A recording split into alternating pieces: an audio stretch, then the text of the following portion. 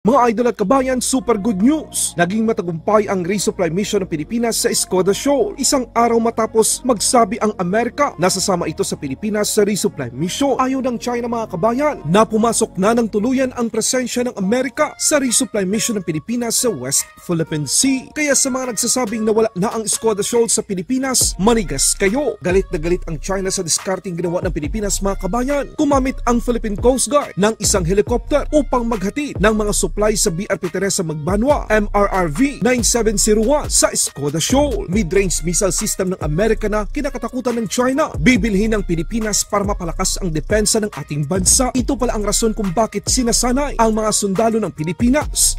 Wanting to get more of the latest weapon systems. That includes the mid-range capability. Hindi lang yan mga kabayan, maging paggamit ng Stinger isang surface-to-air missile at Javelin anti-tank missile ay sinasanay na rin ang mga sundalo ng Pilipinas. Just like what we did with the Stingers, with the Javelins, we start training already. Eto pa, National Security Advisor Jake Sullivan, binalaan ng harap-harapan ang China na handa ang Amerika na depensahan ang Pilipinas ayon sa Mutual Defense Treaty.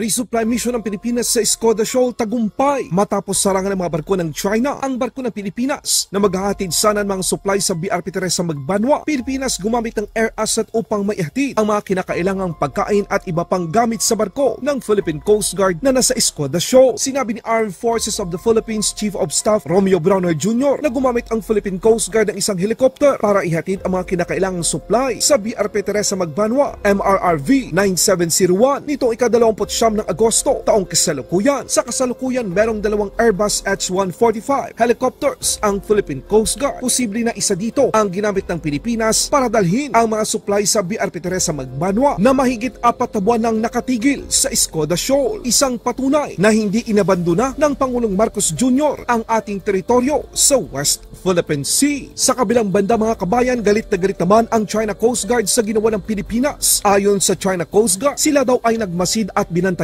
ang helicopter na ginamit ng Philippine Coast Guard sa airdrop mission. Dagdag pa ng China Coast Guard, ang ginawa daw ng Pilipinas ay isang illegal at kapabayaan na posibleng pagmulan ng isang in-I-quote maritime and aerial incident unquote. Halatang masama ang loob ng China dahil ang akala nila aatras na ang Pilipinas. Ang hindi nila alam, hindi basta-basta sumusuko ang mga Pilipino. Gagawin lahat ng Pilipinas ang nararapat upang ipaglaban ang mga karapatan natin saan man sa West Philippine Sea. Sa ibang balita naman, Pilipinas sa tulong ng Amerika mas lalong lalakas pa. Armed Forces of the Philippines kinumpirma kung bakit nasa Pilipinas pa rin ang mid-range missile system ng Amerika. Ito ay para masanay ng gusto ang mga sundalong Pilipino. Hindi lang yan mga kabayan, dahil ang Typhoon mid-range missile system ay mapapabilang na rin sa mga makabagong sandata na kukunin ng Pilipinas para mapalakas ang depensa ng ating bansa. Ito ay magsisilbing karagdagan sa mga missile system na meron na ang Pilipinas tulad ng BrahMos Supersonic Cruise Missile at Spider Air Defense System. Kinumpirma din ng pinuno ng Armed Forces of the Philippines na puspusan din ang pagsasanay ng mga sundalo ng bansa sa paggamit ng Stinger at Javelin na magiging kabahagi din ng mga gamit pang depensa at pandigma ng Pilipinas. Tama lang mga kabayan, imbis na matakot tayo sa mga babala ng China, mas lalo nating papalakasin ang pangpusturang pangdepensa ng Pilipinas. Kung saan natatakot ang China, doon tayo dahil ito ang magbibigay ng kakayahan sa atin na pigilan ang anumang maitim na balak ng China laban sa Pilipinas. One of the objectives of the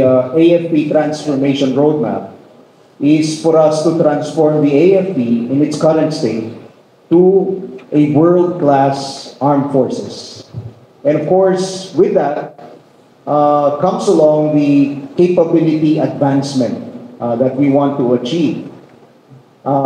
Part of that advancement is trying to get in the latest weapon systems that are out there, enough for us to develop a deterrent effect.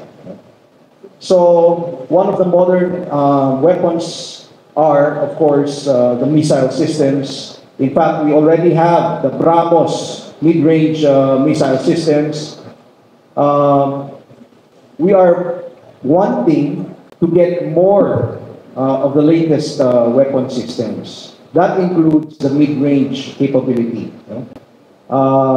So as early as now, while we don't have them yet, just like what we did with the Stingers, with the Javelins, we start training already. even if we don't have them in our inventory.